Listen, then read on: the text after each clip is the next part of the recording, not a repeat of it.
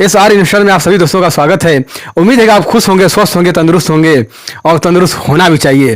तो आज हम बात करने वाले हैं TTML के बारे में कि TTML जो प्राइस बहुत अच्छा चल रहा था, फिर लास्ट में डाउन आया और फिर उसके बाद अब जो क्या हो रहा है उसमें कि 108 रुपये पे प्राइस आ गया। तो अचानक इसमें ऐसा क्या हो गया कि बार बार ये डाउन आ रहा है, बार बार अब जा रहा है, आखिर ऐसा हो क्या रहा है, चल क्या रहा है इसमें। लेकिन हमको घबराना नहीं है।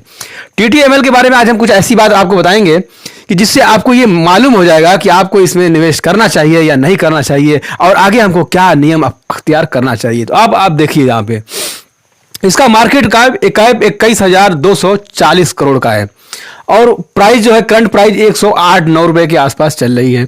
तो 108-9 रुपए के जो आसपास चल रही है, तो ये एक महंगा है या सस्ता है, तो ये हमको कैसे पता चलेगा। तो हमको देखना है RSI।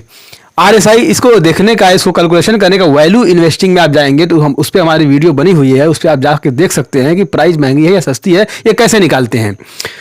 लेकिन RSI इसका 50 के आसपास है, यानी 50 के आसपास है। तो जब RSI 50 के आसपास है तो आप बाइंग करें ना करें तो ये थोड़ा सोच सकते हैं, क्योंकि RSI जब 30 के आसपास होता है आपको सेल करना या बाई करना, इसके लिए आप निर्णय ले सकते हैं। लेकिन RSI जब 30 के आसपास हो तब, लेकिन अभी RSI 50 यानी कि बीच में लटका हुआ है। तो अभी आप एक चीज देखिए खास तौर से, तो अभी TTML का समझौता हुआ है गूगल के साथ। ये बहुत बड़ा समझौता है, बहुत खुशखबरी की बात है। इससे आप काफी संतुष्ट हो सकते हैं कि गूगल ने समझौता कर लिया TTML के साथ। ये जो क्लाउड बिजनेस है बहुत बड़ा बिजनेस है। गूगल को तो आप जानते ही हैं, गूगल कितना बड़ा बिजनेस है। अब उसके साथ अगर ये TTML जुड़ जाएगा तो TTML का फायदा होना है, और जब TTML का फायदा होगा तो आप इन्वेस्टर का भी फायदा होगा। और 40% का इसमें प्रॉफिट है। जैसे एक काम कर रहा है कोई भी आदमी, तो उसमें एक सामान बेच दिया 100 रुपए का। जब 100 रुपए का सामान बेचा तो उसमें उसका प्रॉफिट कितना हुआ, 40 रुपए का। तो जाहिर सी बात है कि जब सेल बढ़ेगा तो प्रॉफिट भी बढ़ेगा। लेकिन एक बड़ा प्रॉब्लम इसमें है, मेरे हिसाब से, मेरे एनालाइज के हिसाब से इसमें बड़ा प्रॉब्लम है। बड़ा प्रॉब्लम क्या है ये कि रिजर्व जो कंपनी के पास उस दिन के रखे हुए पैसे होते हैं कि जब कोई मुसीबत आती है, कोई प्रॉब्लम आता है तो हम रिजर्व उठाते हैं। तो रिजर्व हमारा क्या है, 2021 के अंदर माइनस 24,580 करोड़, ये माइनस में है।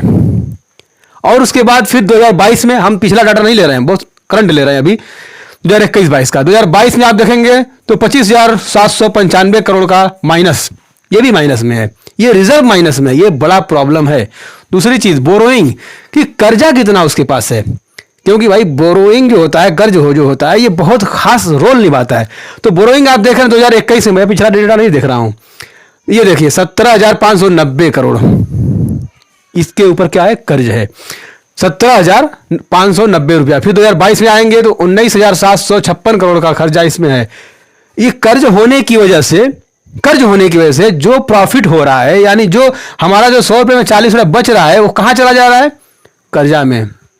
मान लीजिए आपने 1,000 रुपया कोई सामान बेचा, 400 रुपया कमा लिए उसमें। अब कमा के आप घर कैसे ले जाएंगे, घर नहीं लेके जा सकते आप। कब लेके जाएंगे, जब किसी को देना नहीं होगा, कोई आपके ऊपर कर्ज नहीं होगा, कोई लाइबिलिटीज नहीं होगी। TTML में तो काफी लाइबिलिटीज के साथ साथ ये कर्जा भी है, अब वो कर्ज आपको देना ही देना है। तो इसलिए वो कंपनी माइनस में जा रही है और उसका EPS बढ़ नहीं रहा है, EPS ग्रोथ नहीं हो पा रहा है। प्रमोटर, एक खास चीज इसमें यह है कि प्रमोटर होल्डिंग 74.36% की है और 2019 से लेकर 2022 तक इन्होंने अभी तक, बीच में कोविड आया, क्या क्या प्रॉब्लम आई, वार हुआ यूक्रेन से और रूस से, और कितनी प्रॉब्लम झेलने को देखा गया, मार्केट में कितना उतार चढ़ाव देखा, लेकिन प्रमोटरों ने, TTML के प्रमोटर ने अपनी होल्डिंग डाउन नहीं की। ये एक बहुत अच्छा संकेत है। उन्हें ये मालूम है कि हम आज भले ही बुरी हाल में हो लेकिन एक दिन अच्छा करेंगे। उन्हें ये मालूम है, किसको, TTML के प्रमोटरों को ये बात मालूम है कि हम एक दिन अच्छा जरूर करेंगे। आज भले हमारे हाल कुछ भी हो, लेकिन एक दिन ऐसा आएगा कि हम एक बुलंदियों पे जाएंगे। उनको हम ऐसे आइडेंटिफाई कर सकते हैं कि 74.36% की होल्डिंग थी, वो पहले भी थी, कल भी थी, आज भी है। उन्होंने जरा सा भी होल्डिंग बेची नहीं है। और दूसरी चीज क्या है कि इसका एफआई क्या कर रहे हैं, एफआई वाले क्या कर रहे हैं, क्योंकि हमारे जो इंडियन इन्वेस्टर हैं ये खास देखते हैं कि एफआई वाले क्या करें। एफआई के पास पैसा ज़्यादा है और एफआई वाले बड़े इन्वेस्टर माने जाते हैं, तो एफआई वाले कर क्या रहे हैं। तो एफआई वाले जो होल्डिंग के उनकी कितनी है 2021 में, ज़्यादा पिछला डेटा मत उठाइए, नॉर्मल 1-2 साल का उठा लीजिए। 2021 में देखेंगे मार्च में 0.01% का मार्च में था उनके पास होल्डिंग। उसके बाद उन्होंने जून में भी 2021 जून में भी उतना ही था, और सितंबर में उन्होंने बढ़ा दिया 0.16 पॉइंट, और सितंबर का दिसंबर जब आया तो ये 89%, ये 89% का जो है इन्होंने होल्डिंग अपना बढ़ा लिया। यानी कि एफआई वालों का ये मानना है कि ये कंपनी अच्छी है, आने वाले समय में ग्रोथ करेगी। कौन मान रहा है? एफआई वाले मान रहे हैं। अब हम देख लेते हैं डीआई वाले क्या करते हैं।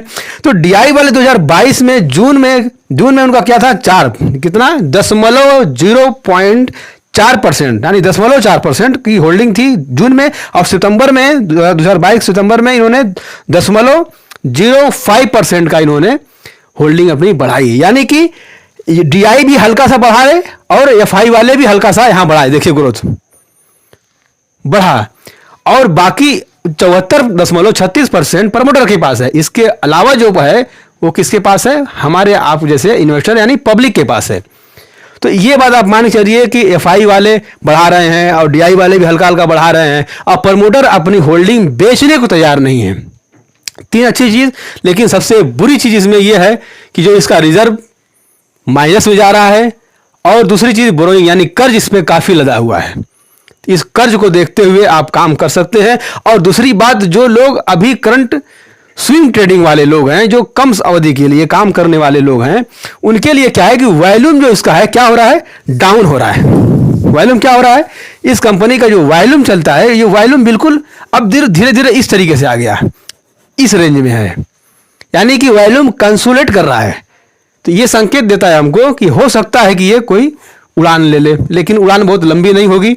लेकिन हमारी जो एनालाइज है वो ये है कि 100 रुपये के आसपास अगर शेयर मिलता है आपको, तो थोड़ा मोड़ा हल्की फुल्की आप परचेसिंग कर सकते हैं शॉर्ट टर्म के लिए, और फिर थोड़ा नफा मिले तो आप बेच के निकल भी सकते हैं। इसमें ज़्यादा कुछ कहना नहीं है। ये वीडियो जो है सिर्फ एजुकेशन पर्पस के लिए था, हमने नॉलेज के लिए बनाया था। अगर इन्वेस्ट करना है तो आप अपने सलाहकार से सलाह लेने के बाद ही करें। और अभी तक आप बने हैं तो बहुत स्पेशल हमारे लिए हैं, और सब्सक्राइब कर लिए तो तहे दिल से शुक्रिया। अगर नहीं कि फौरन सब्सक्राइब कर लें, और फिर मिलते हैं जल्द से जल्द नेक्स्ट वीडियो में। Goodbye, see you.